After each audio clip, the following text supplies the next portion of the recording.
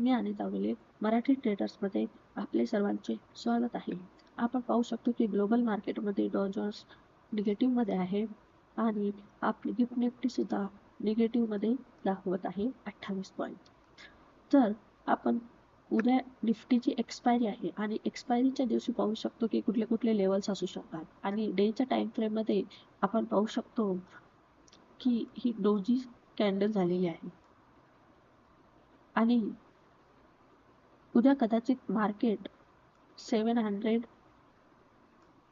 च्या जवळपास ओपन होऊ शकतो आणि 5 मिनिट्स टाइम फ्रेम मध्ये आपण पाहू शकतो की कुठले कुठले लेवल्स असू शकतात. हे आहे 5 मिनिट्स टाइम फ्रेम.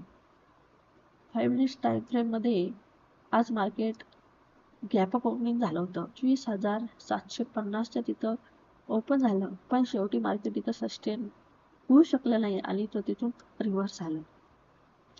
उद्याही कदाचित इथे गॅप डाऊन असू शकतो.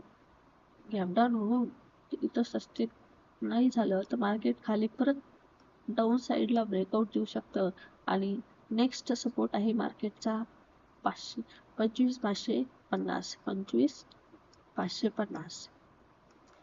25,550चा मार्केटचा सपोर्ट आहे आणि रेजिस्टन्स जो आहे तो 25,750चा रेजिस्टन्स आहे आणि झिगझॅग रेंज जी आहे ती मार्केटची ही आहे 25,700 ते 25,600.